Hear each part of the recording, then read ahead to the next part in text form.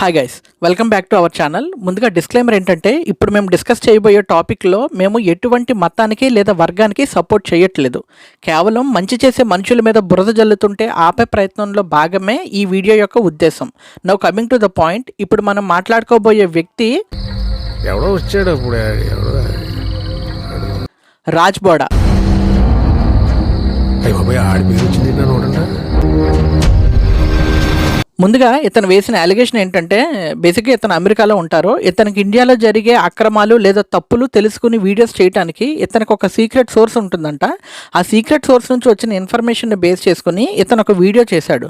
And ఏమనుకున్నాడో ఏమో తెలియదు, కానీ విత్ ఇన్ 24 అవర్స్లో ఆ వీడియోని డిలీట్ చేసేసాడు. బట్ స్టిల్ మాలాంటి కొంతమంది దగ్గర ఆ వీడియో క్లిప్పింగ్స్ ఉన్నాయి. సో ఆ అలిగేషన్ ఎలా చేశారనేది ఒకసారి మీరే చూడండి. ఏది ఆ బ్రదర్ చెప్పింది నేను చెప్తున్నా. ఏమని offered her 10 lakhs. She invited Praveen Pagadala to preach and took a date from Pastor Praveen. ఎవరు?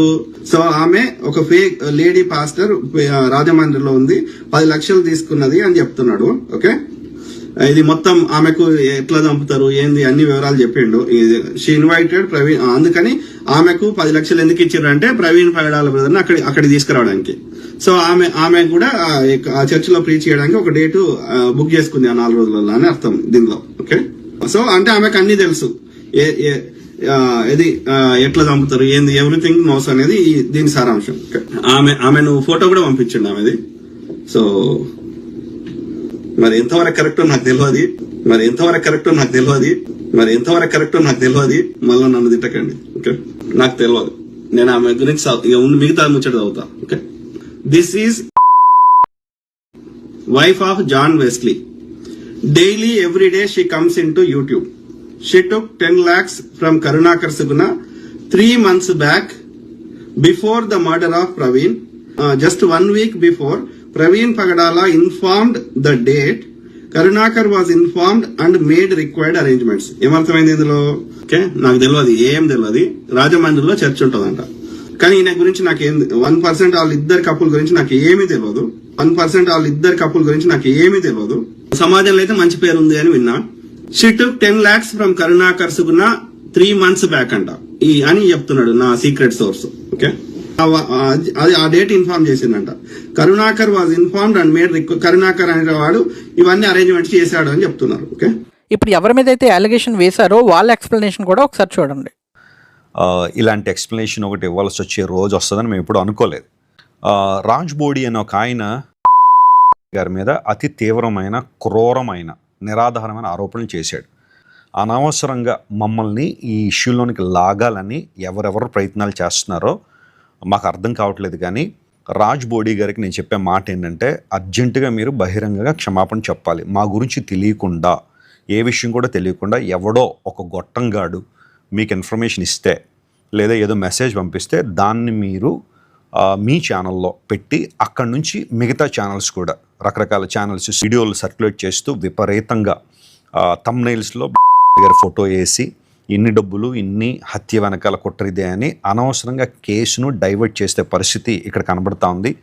ఇది సామాన్యమైన ఎలిగేషన్ కాదు, మామూలుగా మాట్లాడుకునే విషయాలు కాదు.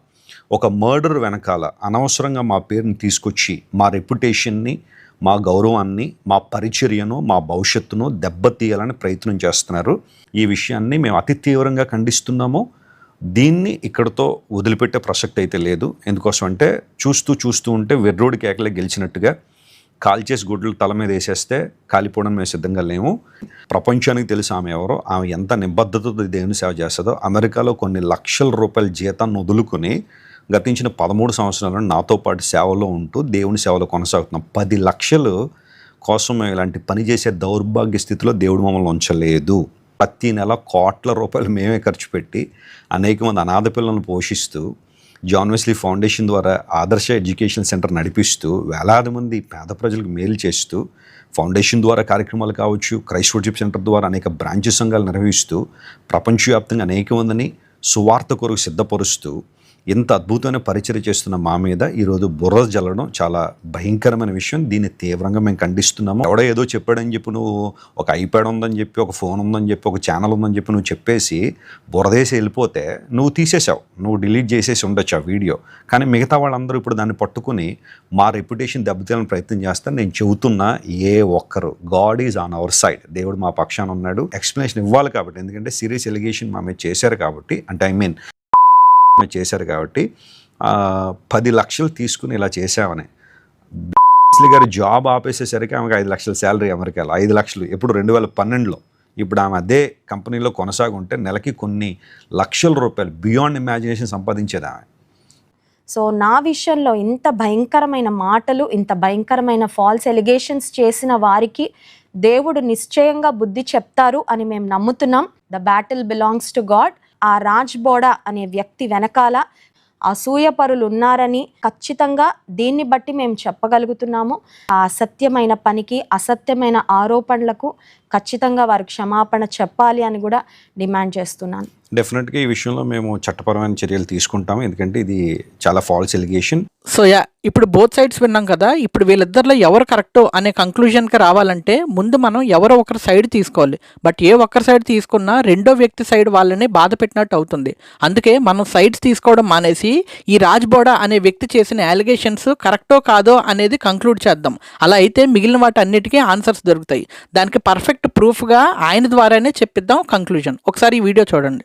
రైట్, రాజ్ బోడా గారు, ఆయన అంటోంది మీకు 5 పాస్టర్ల నుంచి 1,36,00,000 ఆధారం కూడా ఉందంటున్నారు ఆయన. ఇది మహాశక్తి కరుణాకర్ గారు రాజ్ బోడా గారి మీద వేసిన అలిగేషన్. అండ్ ఇంకా ఉంది, చూద్దాం. కరుణాకర్ సుగ్న గారు ఓకే, ఎట్లా పడితే అట్లా సోషల్ మీడియాలో ఎవరిని పడితే వాడిని తిట్టుడు కాదు. చూసారా, మీరే చెప్పారు ఏమని, ఎట్లా పడితే అట్లా సోషల్ మీడియాలో తిట్టుడు కాదు అని మీరే బర్రా ఒర్రి చెప్పిర్రు. Right, next. దమ్ముంటే నీకు దమ్ముంటే నీ దగ్గర ఉన్న ఆధారాలు తీసుకుని నువ్వు పోలీసుల దగ్గర రారా. నువ్వు అమ్మాయిలు బ్రోకరేజ్ చేసి దొరికిపోలేదు. నువ్వు పెట్టుకో, నువ్వు అమ్మాయిలు బ్రోకరేజ్ చేసి అమెరికాలో దొరికిపోలేదు. అమెరికా పోలీసు అరెస్ట్ చేయలేదు నిన్ను. ఆధారం పెట్టు. ఆధారాలు ఉన్నాయి నా దగ్గర. నా దగ్గర పక్కా ఇన్ఫర్మేషన్ ఉంది. నువ్వు అమెరికాలో బ్రోకరేజ్ చేసి దొరికిపోతే, నువ్వు బ్రతకడానికి దారి లేకపోతే పాస్టర్లో ఇక్కడి నుంచి నీకు ఇప్పుడు ఈ ఇష్యూ అప్పగించి 1,36,00,000 నీ అకౌంట్ ట్రాన్స్ఫర్ అయింది. మనకు తెలుసు. 5 పాస్టర్లు ఉన్నారు. వాళ్ళు 5 పాస్టర్లు చందాలు వేసుకుని నీకు 1,36,00,000 ట్రాన్స్ఫర్ చేశారు. ఈ అనుమానాల పేరుతో వీళ్ళ పేర్లు చెప్పినప్పుడు వాళ్ళ పరువుకి భంగం కదా, వాళ్ళకి వ్యక్తిగతంగా నష్టం జరగదా? ఇప్పుడు వ్యక్తిగత స్వేచ్ఛ అని మాట్లాడుతున్నాడు. వ్యక్తిగత స్వేచ్ఛ ఎంతవరకు? వ్యక్తిగత స్వేచ్ఛతో నీ ఇష్టం వచ్చినట్లుగా మాట్లాడి ఇష్టం వచ్చిన వ్యక్తుల మీద ఆరోపణలు చేసేసి, పోనీ నీకు ఏదన్నా సామాజిక బాధ్యత ఉన్నవాడు అయితే అక్కడ కూర్చొని రెచ్చగొట్టడం కాకుండా నువ్వు ఇండియాకి వస్తే నీ ట్రాన్స్పోర్ట్కి ఎంత అవుతుందో చెప్తే, పోనీ నీ ఖర్చులకి ఇప్పుడు పోలీస్ డిపార్ట్మెంట్ నుంచి తరపున మేము సహాయం తీసుకుంటాం, లేకపోతే మేమే సొంతంగా ఫండ్ రైజ్ చేసైనా సరే నీ ట్రాన్స్పోర్ట్ ఏర్పాటు చేస్తాం. విన్నారు కదా, ఒకసారి ఇదే వీడియోలో మీరు మిస్ అయిన రాజ్ బోడా గారి సైడ్ ఒకసారి వినండి. ఇప్పుడు ఈ ఇష్యూ అప్పగించి 1,36,00,000 నీ అకౌంట్ ట్రాన్స్ఫర్ అయింది. మనకు తెలుసు. ఇప్పుడు ఎక్కడ కొట్టాలరా నిన్ను? మీరు అలిగేషన్ వేయటమో ప్రశ్నించడమో తప్పు అని మేము అనట్లేదు. కానీ నిజాలు తెలియకుండా లేదా మనం ఎవరి గురించి మాట్లాడుతున్నామో అనే వ్యక్తి మీద బేసిక్ ఇన్ఫర్మేషన్ కూడా లేకుండా ఇలా వాగడం తప్పు. మీ స్వలాభం కోసమో మీ వ్యూస్ కోసమో 2 వ్యక్తులను బయటికి లాగారు. అది పేదవాళ్ళకి, అనాథలకి అన్నం పెట్టే వ్యక్తుల మీద. ఎంత తప్పండి అది. మహాశక్తి కరుణాకర్ గారు ఏమన్నారు? ఇప్పుడు ఈయన అమెరికాలో ఉన్నాడు, ఈయన స్పాట్లో లేడు. ఈయనకే ఇక్కడ ఇండియాలో ఉన్న పర్సన్స్ ఎవరో ఇన్ఫర్మేషన్ ఇచ్చారు.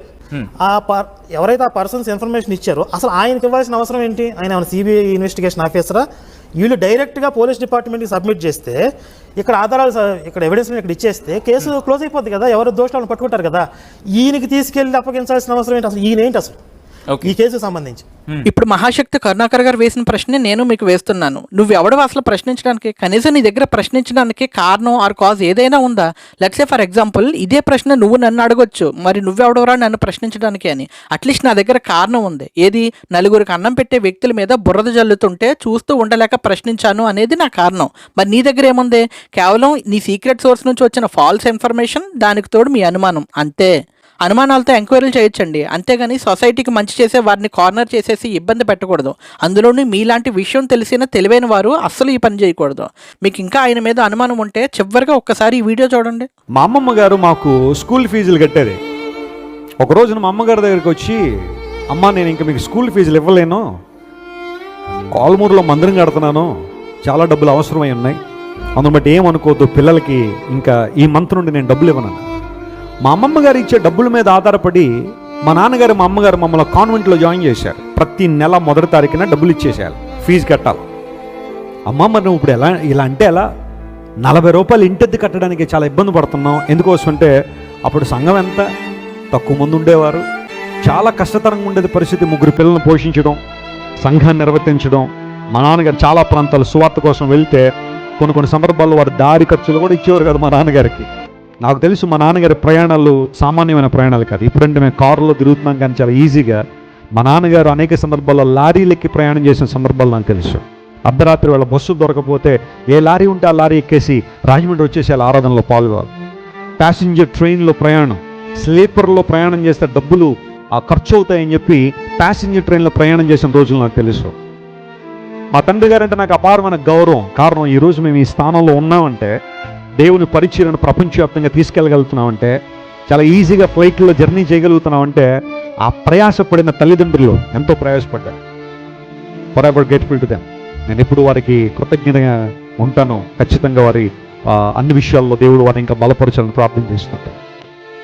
మా తండ్రి గారు ఆయా ప్రాంతాల్లో వెళ్ళి సువార్త ప్రయాణించిన సందర్భాల్లో మమ్మల్ని పోషించడం చాలా కష్టంగా ఉండేది.